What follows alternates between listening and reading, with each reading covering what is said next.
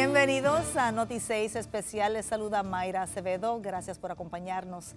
Para la mayoría de los puertorriqueños, la Navidad ya dio inicio en Puerto Rico con la celebración del Día de Acción de Gracias y finalizamos la época festiva con las octavitas y las fiestas de la calle San Sebastián. Y con esto aumenta el consumo de alcohol en la población y ya se ha determinado, ¿verdad?, que el alcohol es el principal causante de muertes en las carreteras. Por eso es importante tomar en cuenta la seguridad de las carreteras para que todos podamos tener unas felices fiestas. Asimismo, durante las fiestas también debemos prestar atención al manejo seguro de los alimentos porque también se come mucho. Y esto pues nos va a ayudar a mantenernos saludables y sanos durante los días festivos. Así que en la primera parte de este programa, para orientarnos, le damos la bienvenida al director ejecutivo de la Comisión para la Seguridad en el Tránsito, Luis Rodríguez Díaz. Gracias por acompañarnos. Saludos, Mayre, saludos a todos los que nos ven a través del programa. Sí, el problema es uno serio. Si podemos hablar un poco de las estadísticas, ¿verdad? ¿Qué pasa durante esta época del año en Puerto Rico en las carreteras? Pues mira, usualmente se reporta un incremento en las fatalidades, pero lo que hemos visto durante todo este año 2022 es que hemos tenido una reducción significativa en las muertes en las carreteras. Cuando vemos en todas las jurisdicciones en los Estados Unidos ha habido un aumento en las fatalidades. En Puerto Rico es la única jurisdicción donde se ha reportado una reducción. Y nosotros lo que queremos es que en esta temporada navideña, que sabemos que hay mucho compartir, que hay chinchorreo, que hay actividades familiares y hay presencia de alcohol, sobre todo es bastante cultural el tomar el coquito y otras bebidas artesanales, pues tener presente de que si vamos a conducir tenemos que ser responsables y pasar la llave a una persona que no esté consumiendo bebidas alcohólicas. Por eso, pero ¿cómo compara, verdad, esa cantidad de accidentes y fatalidades de esta época con el resto del año? Pues usualmente siempre se da un incremento, por ejemplo, en el mes de noviembre hemos visto que hemos tenido un incremento en los choques de choques porque personas están conduciendo en contra del tránsito. Por ejemplo, solamente se han reportado 7 choques de este tipo en todo el año. De esos 7, 3 han sido en el mes de noviembre. Y lo que estamos es puntualizando en las campañas y el trabajo que hace la Policía de Puerto Rico, porque no queremos que esa sea la conducta en lo que falta de este año, sino que al contrario, que continuemos con la conducta de responsabilidad vial y que entonces no tengamos más muertes en las carreteras por un conductor negligente. En términos también de estadísticas de esos accidentes que ocurren, ¿cuántas terminan en fatalidades? ¿Qué por ciento? Por lo menos nosotros registramos las fatalidades. A esta fecha tenemos 232 fatalidades, comparado con el año pasado estamos en menos 71 y tenemos reducción en todos los renglones. Que eso es bueno, pero Sí. aún así significa que casi 1.5 días fallece alguien en la carretera. Ciertamente, y sobre todo, de estos 232, el 90% están relacionados a la velocidad, pero cuando se hace la investigación policíaca, resulta en que de ese 90%, el 60% estaban en estado de embriaguez. Wow. Y la mayoría de esos accidentes, la persona más perjudicada, digamos, es la víctima, el otro, no el que iba o guiando a velocidad o guiando bajo los efectos Te del diría alcohol. que casi el 100%, ¿verdad? Para no decir el 100, pero porque siempre hay el 98% de estos choques. Muere la víctima, el inocente, el que está conduciendo con responsabilidad en la vía pública, y sobrevive la persona que estaba en estado de embriaguez. Por eso es que hay un andamiaje gubernamental que comienza desde la parte educativa con la Comisión para la Seguridad en el Tránsito, pero que también se fortalece con la parte de la aplicación de ley por parte de la policía en sus intervenciones, que ahora en conjunto con la campaña que nosotros llevamos en la comisión, asignamos $134,000 para el pago de la hora extra, tanto de la policía, de la unidad de tránsito de la Policía de Puerto Rico, como de policías municipales para el patrullaje y poder identificar a esos conductores ebrios.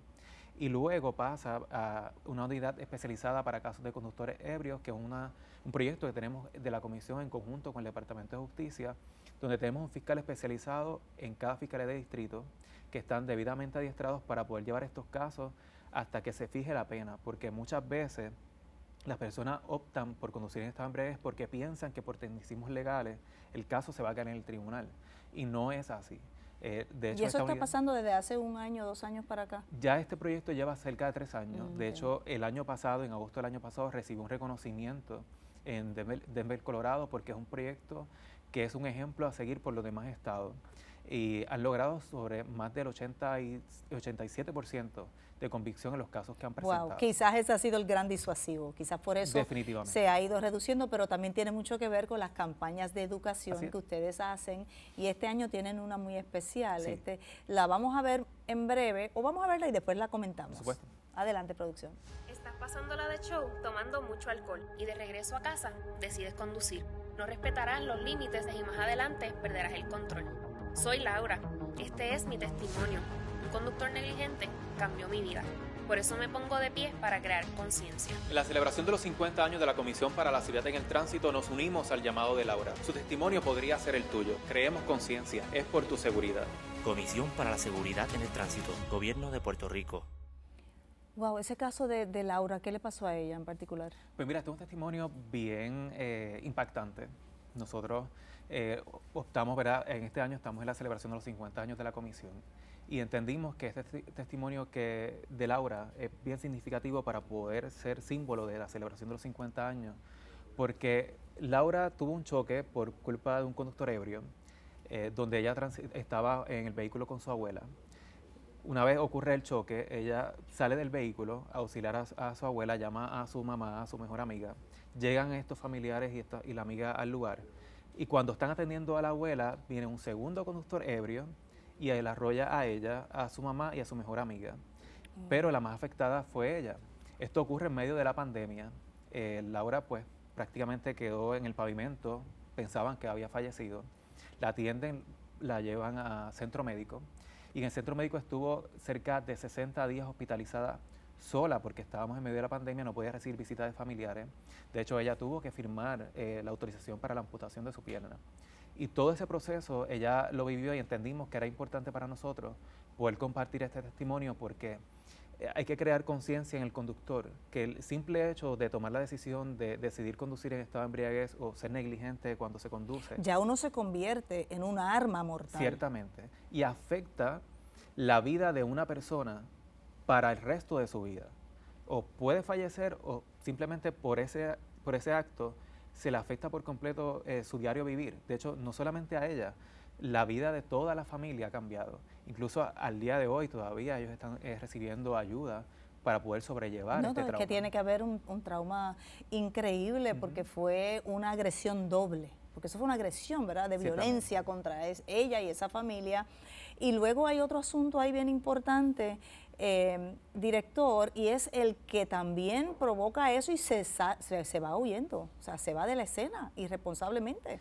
Eso pasa muy a menudo. Ambos conductores se fueron de la escena y todavía, ¿verdad?, se está trabajando con ese caso y, ¿verdad?, esperamos que se fijen las penas pronto, porque realmente la vida de Laura ha cambiado totalmente, aunque te tengo que decir que es un ejemplo de superación y su testimonio es el que se utiliza en muchas de las escuelas, que llamamos la escuelita de alcohol, pero es el panel de impacto a víctima que administra AMSCA, y ella comparte su testimonio con conductores ebrios, ¿verdad?, que han sido encontrados culpables por conducir en estado de embriaguez.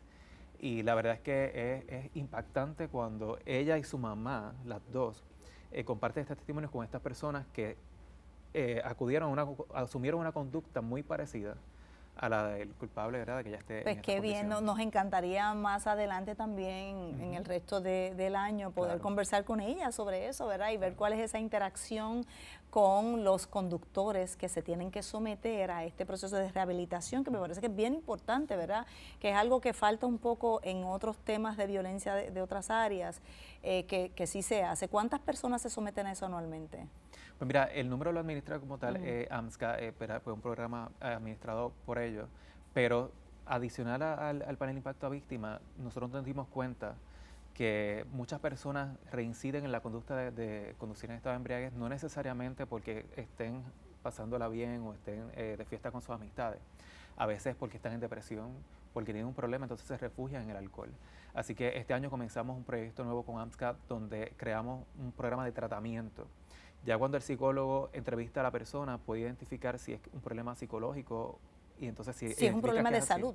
Exacto, si es así, si lo identifican, pues entonces ahora hay una alternativa de tratamiento para estas personas, porque lo que queremos es darle las herramientas al pueblo de Puerto Rico y a todos los ciudadanos a que no opten, ¿verdad?, por este tipo de conducta y que tengamos, nuestra meta es 0 fatalidades en las carreteras. y estamos estableciendo todos los proyectos necesarios para evitar fatalidades en nuestras calles. Claro, y se puede evitar porque si usted decide consumir alcohol, lo otro que sigue es no conducir. O sea, que parecería relativamente fácil. Usted puede consumir el alcohol, pero no conduzca. En ese caso, ¿cuáles son los consejos? ¿Cómo se maneja? ¿Verdad? ¿Cuál es la responsabilidad primero del que consuma alcohol y va conduciendo? En primer lugar, tenemos que partir de la premisa que consumir una cerveza o un trago puede arrojar 0.03% de alcohol en la sangre por un promedio de 2 horas. Lo permitido en ley, y es bueno que reseñemos esto porque muchas veces se presta confusión y algunas personas piensan que cuando dan 0.08% de alcohol en la sangre, pues es el límite permitido. Realmente ya cuando llega a ese punto está en violación a la ley.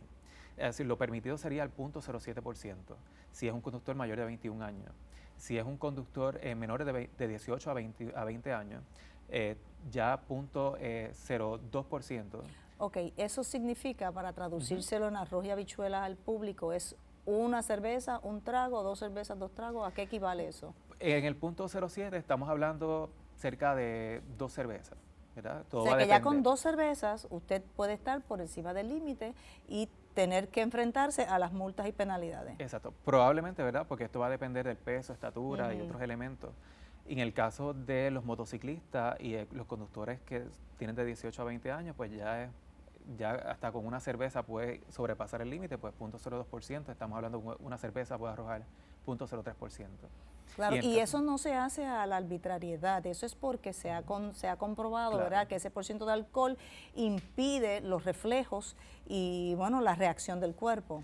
Sí, está inhabilitado para poder conducir. Y una persona inhabilitada para poder conducir, pues no puede, ¿verdad?, tomar decisiones en medio de la vía pública, cualquier situación que ocurra de imprevisto, un carro que frene de momento, algún objeto que esté en medio de la vía pública, hay que tomar acción, ¿verdad? Porque cuando uno toma el volante, uno se convierte en el piloto del vehículo y es responsable de lo que sucede con el vehículo en la vía pública y tiene que tener todos los sentidos para poder tomar las decisiones correctas y prevenir. Y ciertamente, como mencionabas ahorita, el conductor toma la decisión de, se puede prevenir estos choques si no se conduce en estado de embriaguez. Por eso es que nosotros hablamos de choques, no de accidentes, porque los accidentes ocurren de manera fortuita, natural. Exacto. El choque ocurre porque una persona está en un acto negligente en medio de la vía pública y cuando hablamos de las penas, pues se exponen a $500 de multa, es una primera infracción, $500 de multa más $50 por cada centésima de alcohol adicional que da de lo permitido en ley y pueden incurrir ¿verdad?, va a ser arrestado y puede una pena de cárcel de 5 a 15 días y de 30 a 60 días de suspensión de la licencia. Sin contar que lo van a llevar al cuartel porque no lo van a dejar conducir. Así es. Y podría pasar la noche en la cárcel. Vamos por lo menos en el retén. Sí. Pues yo sé que se nos está acabando el tiempo, pero la responsabilidad del anfitrión en el caso de las actividades, porque está el conductor, pero si yo como anfitrión proveo la bebida alcohólica, ¿cuál es mi responsabilidad? Qué bueno que me traje ese tema porque muchas veces hablamos solamente de la responsabilidad del conductor, pero ciertamente el anfitrión en las actividades, en las reuniones familiares, es importante que cuando se identifique que hay una persona intoxicada, que hay una persona que está inhabilitada para poder conducir, pues darle un espacio para que se quede en la casa, darle alimentos para que ese nivel de alcohol ¿verdad?, baje y evitar que entonces salga a la vía pública. Claro, además, o asignarle un conductor o llevarlo a la casa. O tomar, o ahora están las aplicaciones que pues, se pueden tomar para llegar al hogar, ¿verdad?, sin necesidad de conducir. Pero también los dueños de negocio, ¿verdad?, los clientes, tienen una responsabilidad con sus clientes y entonces cuando ya se dan cuenta que la persona está en un nivel de alcohol que es intolerable, pues deben detener la venta de bebidas alcohólicas. Qué bien, eso amerita otro programa sobre la responsabilidad de todos nosotros, ¿verdad?, cuando observamos que eso ocurre para poder salvar vidas. Muchísimas gracias. No, gracias a usted. Muchas felicidades a usted y a todo el equipo de la comisión en estos 50 años. Pero el programa no termina aquí, vamos a ir a una breve pausa y cuando regresemos vamos a estar hablando sobre consejos también para el manejo seguro de los alimentos para que usted se pueda mantener sano y saludable durante los días festivos.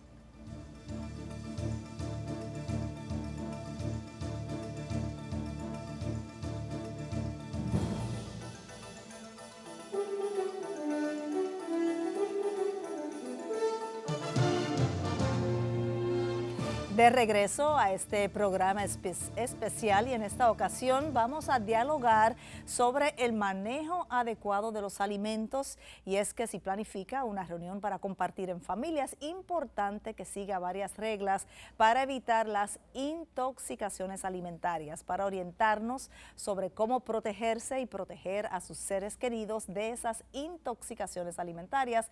Tenemos con nosotros al licenciado William Vega Sepúlveda, nutricionista y chef supervisor del programa de Fajardo en el Departamento de Salud, del programa WIC. ¿Cómo se encuentra? Saludos, muy buenas noches. Bien, ¿y usted, Mayra, cómo se encuentra? Muy bien, una persona entrenada en esta especialidad, así que qué mejor para orientarnos sobre este tema. Primero vamos a hablar qué son las intoxicaciones alimentarias.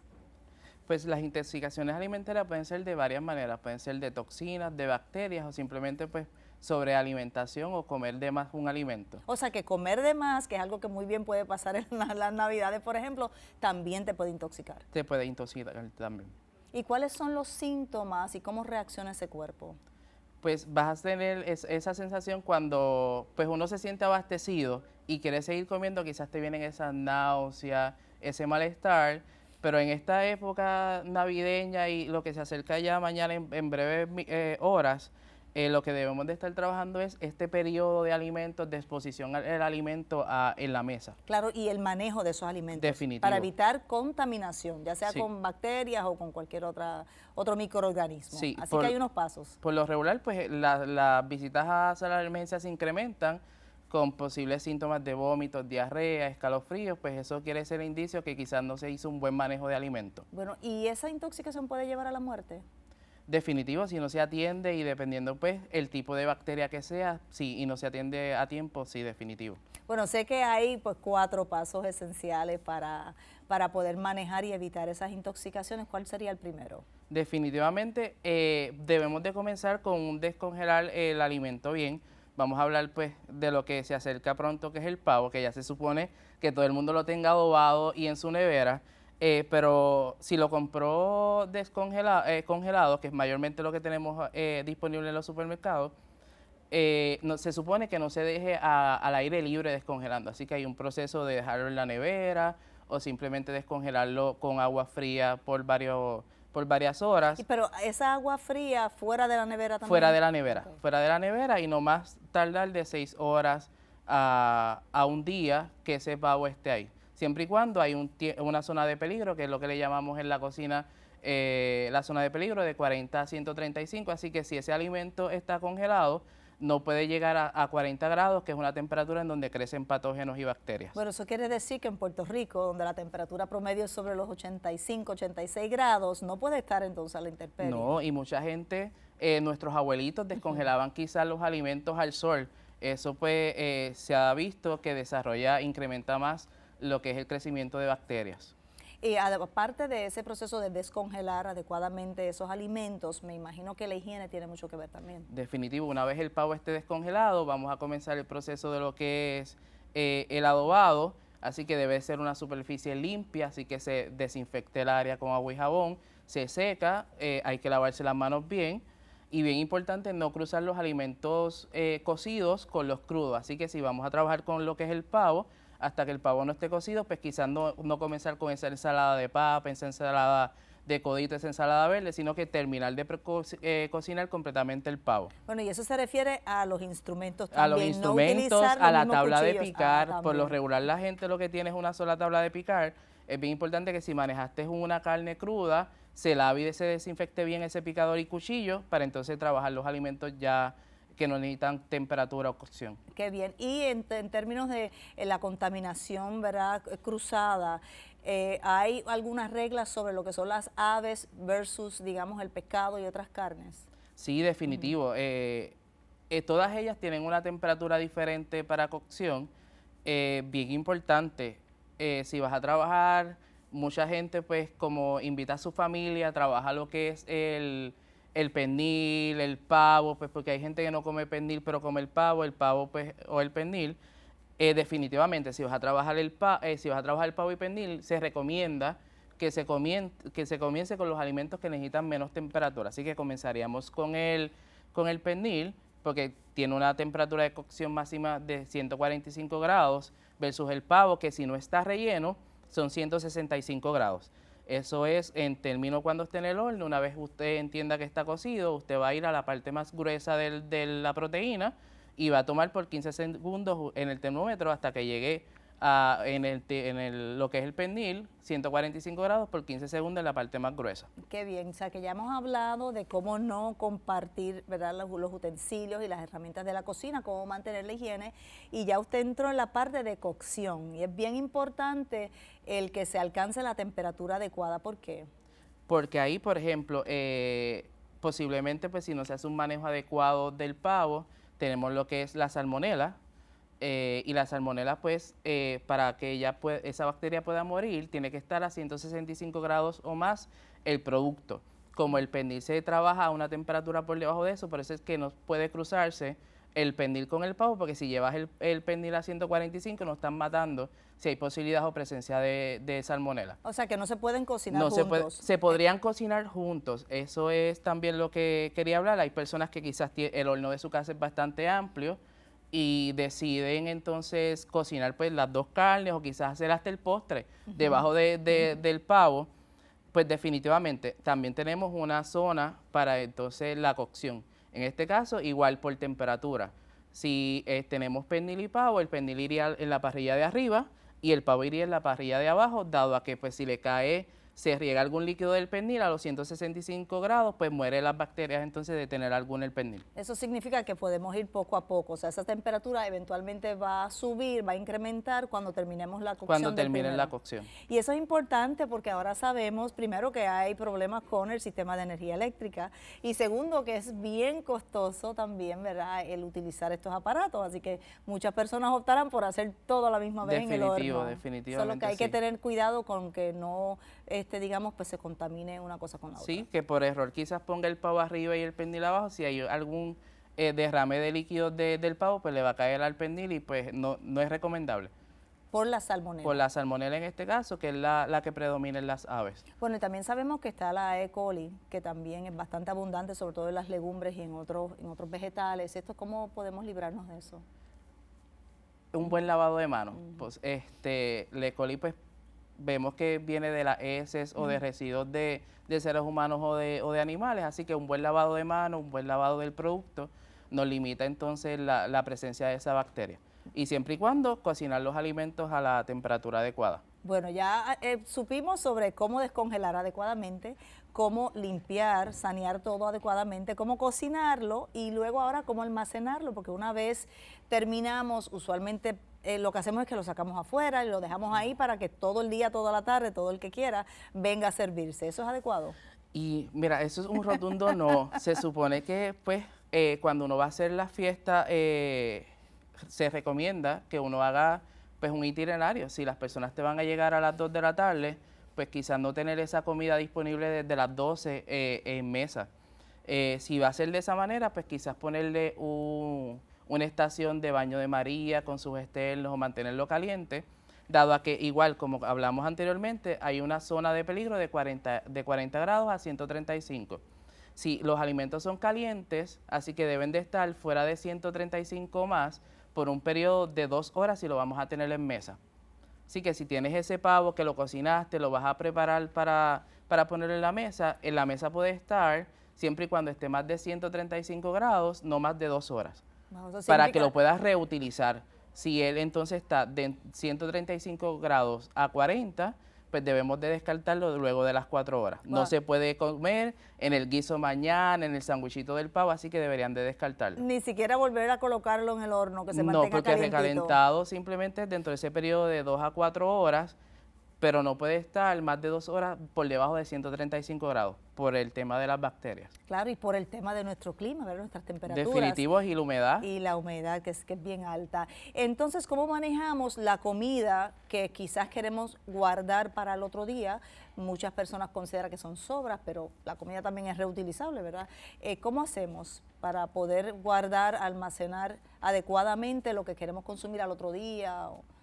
Definitivo, pues mira, lo que se recomienda es que si vas a tener alguna ensalada frías, lo tengas de igual forma de 1 a 2 horas disponible ¿verdad? Y tapada, y una vez todo el mundo coma, lo que sobra lo envases en bowls más pequeños y los guardes en la nevera inmediatamente para que lo puedas reutilizar más adelante. Los productos igual, una vez usted los tenga disponibles en mesa y los haya tocado, los haya manipulado, te duran aproximadamente entre 3 a 4 días para volverlos a recalentar y consumir. Wow. ¿Y la regla de oro para saber si todavía sirve y no te va a enfermar es cuál? No tanto el olor, no se dejen llevar por el olor. Por eso pregunté la regla de oro. Sí, no tanto el olor, así que siempre es bien importante saber.